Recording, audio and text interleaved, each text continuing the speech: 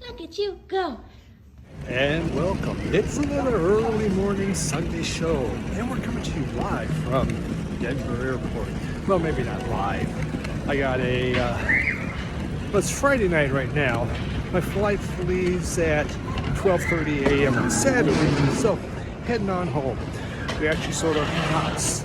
Pretty excited about that. We had 3 offers come in 2 days, so a little bit of a bidding war. Then, of course, you have an inspector. Price goes down, but the thing is, it's sold. And now I'm heading home to get ready to load up. So Tuesday, Wednesday, we load, and off we go to Denver, to the new place. In about 10 days, my record should make it there, and we will get set up. So I'm pretty excited about that. Well, it's busy in here. See, there's a lot of people. So I'm going tonight, I'm going from Denver to Atlanta, Atlanta to Detroit, Detroit to Midland. It's a really inexpensive flight, and I get a lot of extra miles. That's kind of what I go for. I like the miles. I don't mind traveling and get bumped up in maybe first class. We'll see what happens here. So yeah, always like a good airplane flight. So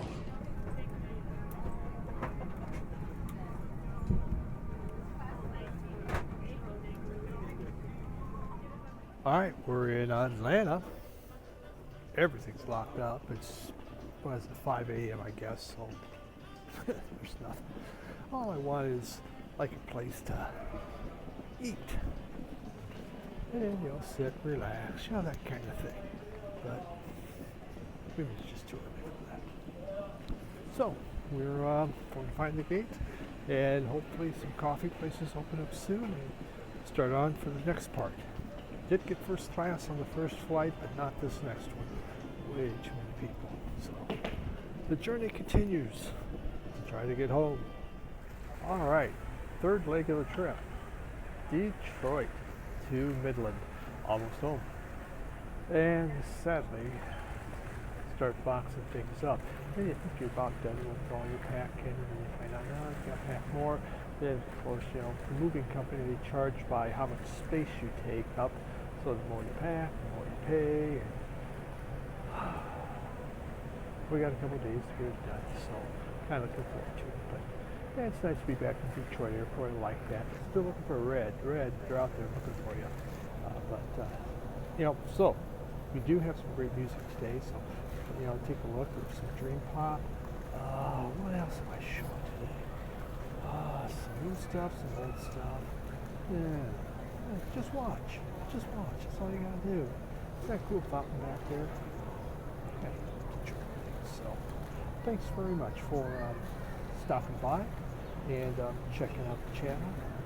See what about the show. So, welcome to the Midnight Sunday Show. There goes the tram. There goes the tram. All right, let's look at some records just for fun, okay? Let's do that. And we'll begin with Rush. Now, I have a couple Rush albums because after the flood, some people sent me some Rush albums. I've never bought a Rush album. I did have Rush CDs. I will say that. I had them in CD just because it was cheap. It was inexpensive at the time. And, okay, well, let me try this. Rush is a Canadian institution. Started in '68, broke up in 2015 with death of their drummer, Neil Peart. Prog rock, hard rock, I guess is the best to describe it. The band is packed with incredible drummers. The drumming is incredible. Crease break, and the guitars are wonderful. I think where Rush, their problem is where you have half the world loves them, half the world hates them. It comes down to Geddy Lee's vocals. And those very high falsetto type vocals can be tough. Now, this was a special edition. I don't know, it came out on Tom Sawyer. Look at that. They have even the lyrics for Tom Sawyer on thick cardstock. I wonder how much more that cost me to make. Wow. And is there something else? It's a 2-record set. No, it's not 2 record set. Yeah, it is. No, it's a single record set. Steve just doesn't know what the hell he's talking about. We have the inner sleeve and more lyrics in case that one wasn't enough. So look at them go. Okay. Yeah, so who was it? Lifeson. Was it Peter Lifeson? Alex Lifeson. That was it. Alex Lifeson. He was the co-founder of the group, and he is the group's guitarist. And as far as the name, they didn't have a name. They're getting ready for their first gig. I think it was at a high school because, they're very young. They're playing the high school circuit. And so we need a name. We need a name. And so someone, and someone says, well, hey, we got to get this. We got to do this very fast. We need just something short and catchy. Well, since they're trying to do it really fast, they were in a rush. How about that? Okay. Now, my friend Jim Gleason, who I do my podcast with, two guys talking about records, is a die-hard Rush fan. And he was telling me here is filled with different little secrets and things going on that make it very interesting. And he was explaining all that. There's the camera crew doing it. And I'm not going to sit here and talk about it. But their very first single that they put out came out in 1973. And their first single was Buddy Holly's, what was it? Fade Away. Not Fade Away. That was the first single of all things. I just can't think of Rush doing Buddy Holly. But yeah, again, they were doing covers and that. Then in 73, they also had their very first major gig. And their first big gig was with the New York Dolls. They opened for the New York Dolls. Again, of all things. Who would have thought? But this Moving Pictures, this came out in 1981. This is the one that made them big. This is the one that I feel safe because this one has Tom Sawyer and Limelight, the two big hits. And so I feel safe with those because I really like them because they're more rock type songs. Now, this is also the last album to feature a song over 10 minutes long. It's called Camera Eye. They are known for these super long songs. This has it. This went to number 3 in the U.S., number 1 in Canada. Best chart position for a Rush album. Did extremely well. It also had a very heavy use of synth. They were changing, they were moving, and it's 81. So what's happening? A lot of synthesizer and everything, right? So it's kind of moving to that point. They had put out 19 studio albums, by the way. Overall, they've had 19, and what was this? I think number, was it 9? I don't know. But so with these synths, it's almost like a new wave meets hard rock kind of a feel happening on here. And Neil Peart's drumming on here is incredible. I got to tell you, that guy is a very incredible drummer. And the guitars are quite good. Again, it just comes down to Geddy Lee handling him. But this was a pretty good album. I was challenged to go back by Jim Gleason to play Camera Eye again, and you know what?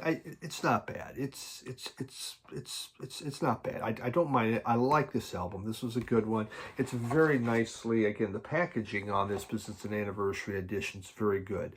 Certain songs like Vital Signs was interesting because there was a syncopated synth happening, but yet the bass had like a reggae line going, and a little bit of a proggy feel. Not a huge prog guy. Sorry, Art. Then there's like Witch Hat, which is, I believe, the final song on this Witch Hunt. Second to the Vital Signs is the last one, but Witch Hunt just had blasting guitars. It just comes out at you and kind of sinister vocals. But Tom Sawyer and Limelight obviously are the ones. So, yeah.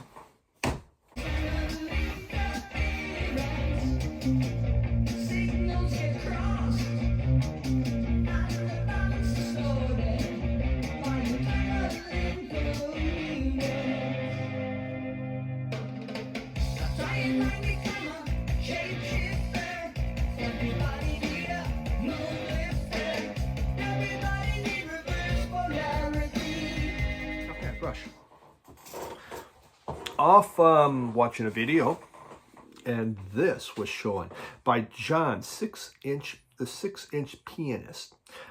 You have to watch how you say pianist. I found out if it's very easy to misinterpret that or say it wrong, and that it just doesn't sound as, well, maybe to some it does sound exciting, I don't know.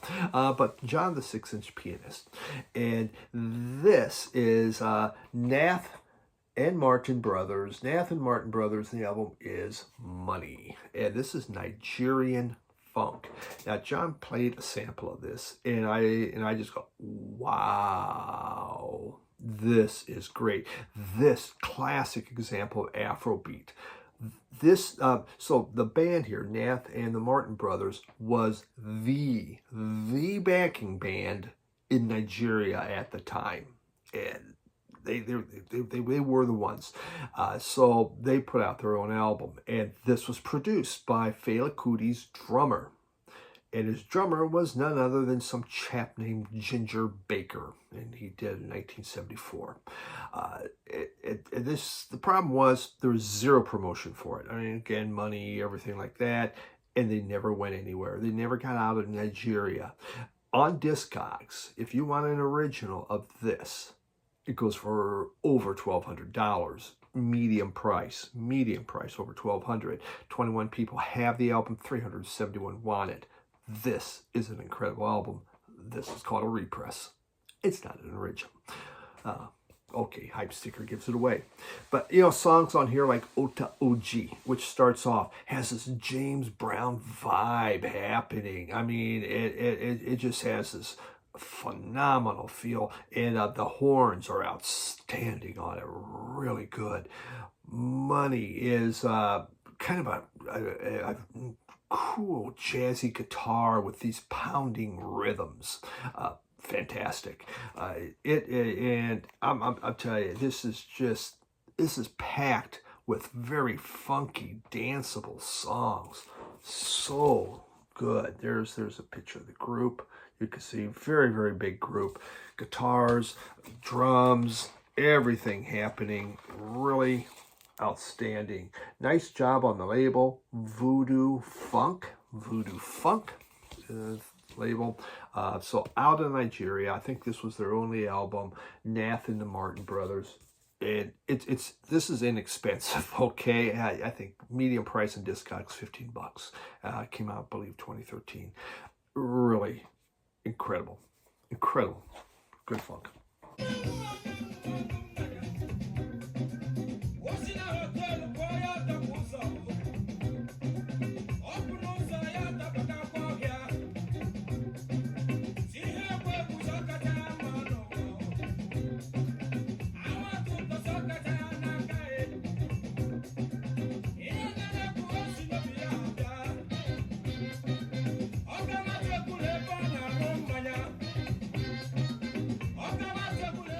Twofer. Got a lot of twofers. And today's twofer is Beach House. Look at, wow. All right.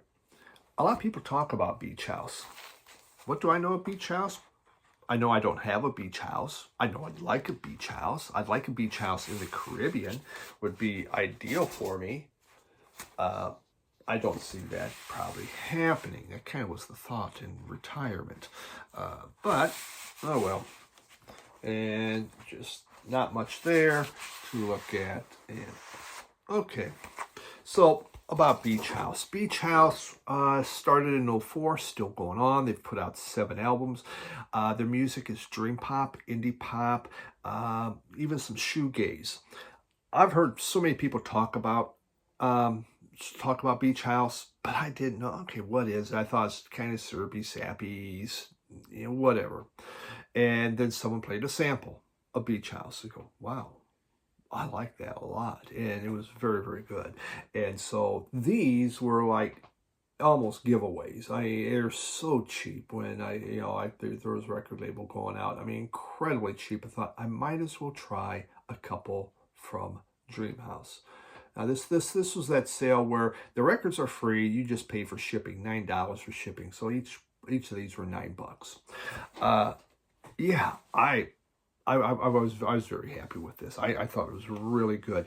You the lyrics are a little bit down. It's actually, first off, Dreamhouse is a two-piece group.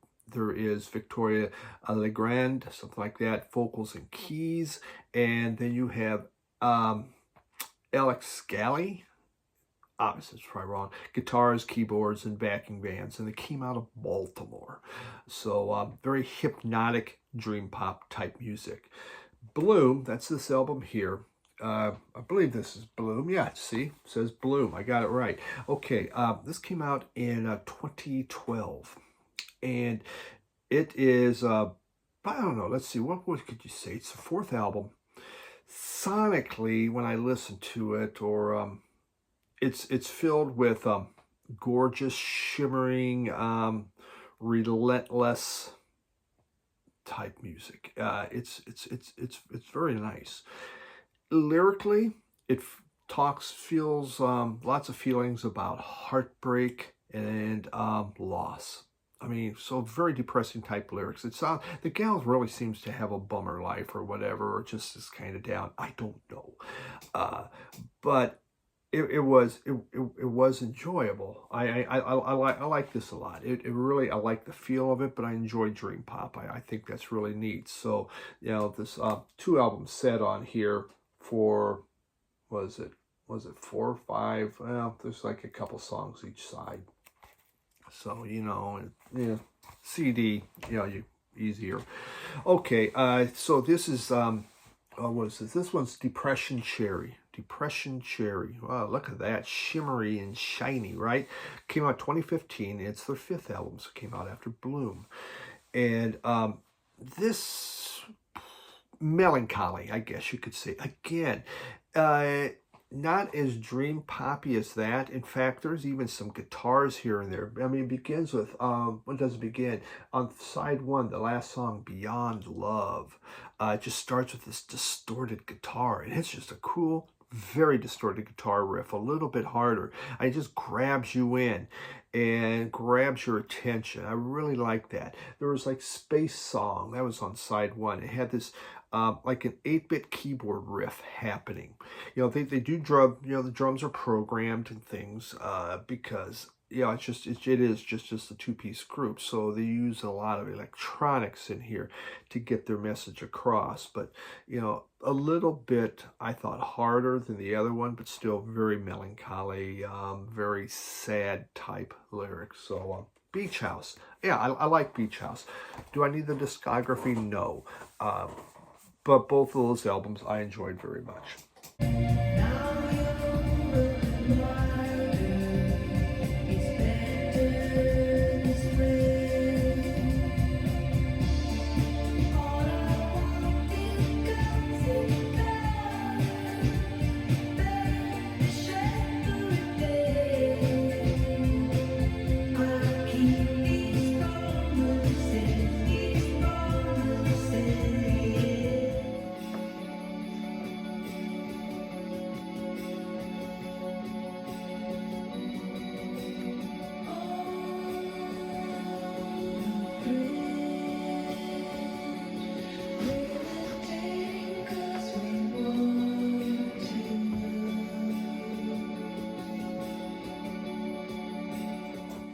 Something I think everybody knows. Oh, Madonna. Madonna. Look at that. Immaculate Collection. This is what I need from Madonna. I saw this in a used record store and thought, well, I think that should take care of Madonna for me. We have here. Okay. And obviously, this has all her hits, probably up to around 1990 or something. I think around 1990. So basically, you got the 80s here. And we have a little, what's it on the label? Sire Records. So, I saw that and I thought, hey, that takes care of it. Now, I do have Madonna's first album. I did like some of her stuff from the 90s into the early aughts. Now it's like, what's she done? I mean, how much Botox? Her face is kind of scary. She used too much or whatever she's done. I don't know. But this, obviously, it has the hits. This has what you want on here. Like a Virgin, Material Girl, Papa Don't Preach. Boy, remember how that video went. Oh my goodness. Oh, what is going on? The Christian right was not happy. Is she with an African American? And now in America, at least every commercial, you put a Caucasian with an African American because that's what you do. But Madonna did a video on it. Wow. So, but there's Vogue, Justify My Love. Okay, Justify My Love is like one of the coolest singles ever. Hot video too. Rescue Me, Cherish. So, Like a Prayer. That was it. Like a Prayer was the one. That was the video. Yeah, Madonna's greatest hits. Okay, it's a greatest hits, which I do truly love greatest hits, because now I got my Madonna collection. It's complete. I have what I need. Actually, there's a few in the aughts I would like to get. The one where she's wearing a cowboy hat. I like that one.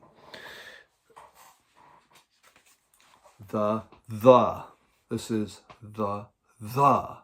There is a difference between how you say the. The first the is the introduction, the beginning. The, which is the name of our group. Started in '79, still going on, kinda. You know, from London. And this is their album Infected, which was their second album. Now, their recording output's really sporadic. You know, I just, the man, Matt Johnson. Matt Johnson is the sole person it's his band, okay? And the other, it's a kind of revolving cast of characters, especially now. So, yeah, and he did a lot of solo stuff, you know. He takes breaks, does solo things, then something else, and yeah, he's all over the place with that. But this was their second album. I remember when this came out, Rolling Stone had a really actually good article about it, and it came out in '86, Infected, and it is their second studio album. On this one, I mean, he brought in session musicians and some of his friends to make the album, and it came out a very good album, actually. It's danceable. It's kind of dance pop, shall we say, but with a darker edge to it. You know, lyrically, it's not happy because he really looks at he's really looking at modern urban life, which in the UK, you know, '86 just wasn't that great. And I mean, people have been going after that for a while. And there's also, you know, the haves and the have-nots that was happening. But it's pretty. This is a good album, and I used to have it on CD. You know, there was like the song Angels of Destruction. It has this gospel backup choir that's singing that's very nice. I mean, it just brings you in. I really like that. And the reverb percussion, just wow. I mean, that is neat. We have a Sweet Bird of Truth. This Sweet Bird of Truth. Very pop feel, but it's based upon I mean, it's in there. There's this wartime radio chatter that's going on that's a little different, and then there's these very muscular horns happening, so it gives it almost an apocalyptic type feel.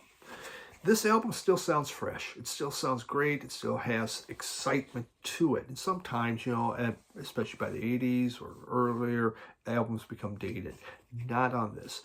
And I was going to use this on Bane Rankin's thread that he had for 3-word titles, or no, for 2-word group names.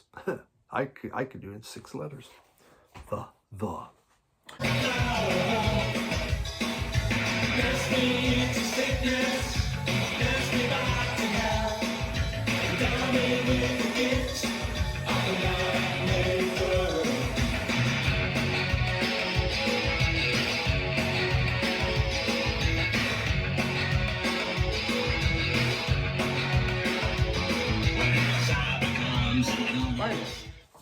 Last one, we have Neighbors, Dead Neighbors. Not just neighbors, we're talking about dead neighbors. Found this at my local Radio Wasteland Records and thought, oh, what is this? Let's give it a shot because it begins with dead. Harmony in Hell came out in 1984. Not a lot about Dead Neighbors, very short-lived type group. Out of the UK, kind of a post-rock band, psychobilly horror type lyrics. I mean, you got Crazy Wolfman, Island of the Living Dead, Crawling Viper, Once Bitten, Soldier Soul. So you could see it's quite scary kind of stuff. Darker sounding. You know, I think psychobilly. I think of the Cramps. Their music's slower than the Cramps. It doesn't have the power and the energy of Cramps. Vocals kind of a little one-dimensional. Maybe they just weren't quite ready. You know, the guitars, they're okay. The names, I mean, it's Ronnie Buchanan, Grant McDowell, Craig Lawrenson, Dave Steele. They're not scary names. They use the real names, or it sounds like they're real names. They didn't make up little ones like, you know, the Reaper, you know, Jack, Ripper Jones, or something like that. You know, if you're going to do scary lyrics, you got to have scary names. You have to come up with that. You just can't. Otherwise, you don't get any street cred with it. Yeah. And so I think that kind of hurt them. Yeah, it's a good album. It's not bad. It's just, well, you know, we're doing these scary lyrics, and we don't have scary names, and it's not that scary sounding. So, oh well. Dead Neighbors. Oh, it's Harmony in Hell is the name of the album. Harmony in Hell from 1984. I think it's the only thing they did, and Obscurity is their middle name.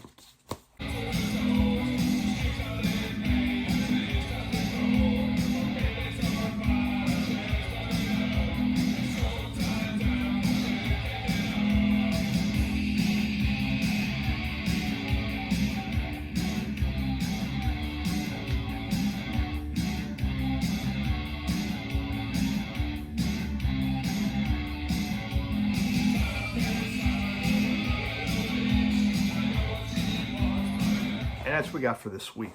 Hope you enjoyed that. Really, really nice. I don't know when you're seeing this. Yeah, you might be seeing this before I am in Denver. I don't know. But thanks for hanging out with me, and have yourself a fantastic week. Bye.